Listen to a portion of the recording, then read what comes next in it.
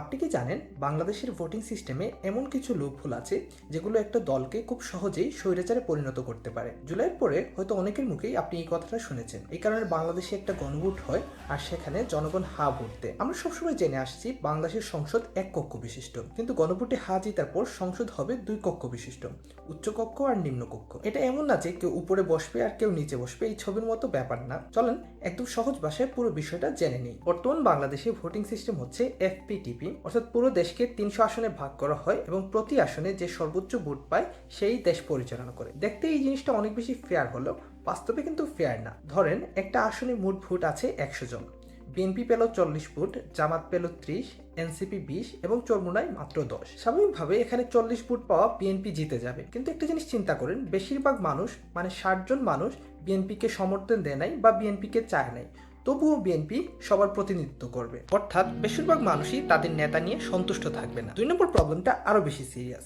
ধরেন বাংলাদেশের চরমুনায় 300টি আসনের সব কয়টি আসনেই 10% করে ভোট পেল। টোটাল যদি 10 কোটি ভোটার হয় বাংলাদেশে, তাহলে চরমুনাইয়ের ভোট সংখ্যা 1 কোটি। কিন্তু এরপরও সংসদে চরমুনাই কোনো আসন পাবে না, কারণ সে কোনো আসনে মেজরিটি ভোট পায়নি। অর্থাৎ ছোট দলগুলোর জনসমর্থন থাকলেও তারা প্রতিনিধি পায় না। বাংলাদেশে যে সমস্ত ছোট ছোট ইসলামিক দল কিংবা মাইনরিটি রয়েছে, তাদের ভোট 5 থেকে 10% থাকলেও বেশিরভাগ সময় সংসদে তাদের প্রতিনিধি থাকে না। এখানে আরেকটা প্রবলেম দেখা যায়, ছোট দলগুলোকে মানুষ আসলে ভোট দিতে চায় না, কারণ ছোট দলগুলোকে ভোট দিলে সেটা আসলে কোনো কাজে লাগবে না, কারণ তারা জিততেই পারবে না। এই জন্য বাংলাদেশে সবসময় সরকারি দল এবং বিরোধী দল বেশি ভোট পায়। আগে ছিল বিএনপি আওয়ামী লীগ, এখন হচ্ছে বিএনপি জামাত। ফলে সরকারি দল এবং বিরোধী দলের বাইনারি তৈরি হয় এবং এর বাইরে কোনো ছোট দল রাজনীতিতে দাঁড়াতে পারে না। এরপরে যে প্রবলেম দেখা যায়, একটা আসনে 3-4 জনের বেশি প্রতিনিধি থাকলে সাধারণত 40% ভোট পাওয়া মানে একটা দল জিতে যায়। ধরেন একটা বড় দল 200 আসনে 40% করে ভোট পেল এবং বাকি 100 আসনে পেল সে মাত্র 20% ভোট। যোগ করলে দেখা যায় সে মাত্র 33% ভোট পেয়ে সংসদে 200-এর অধিক আসন পেয়ে যায়। ফলে অল্প ভোট পেয়ে সে অনেক বেশি ক্ষমতাবান হয়ে যায় এবং সংসদে গিয়ে ইচ্ছে মতো নীতি এবং সংবিধান চেঞ্জ করতে পারে, কেননা সংসদে 2/3 বেশি আসন মানে আপনি সংসদের যে কোনো ধারা চেঞ্জ করতে পারবেন। এরপরে যে সমস্যা হয়, ধরেন বাংলাদেশে আসন সংখ্যা 300,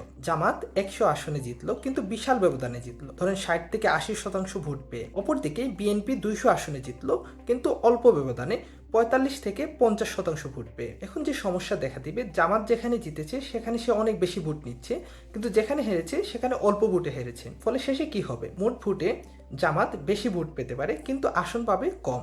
অপরদিকে বিএনপি কম ভোট পাবে টোটালি, কিন্তু আসন সংখ্যা পাবে অনেক বেশি। এই জিনিসটা কিন্তু বাস্তবেও হয়েছিল।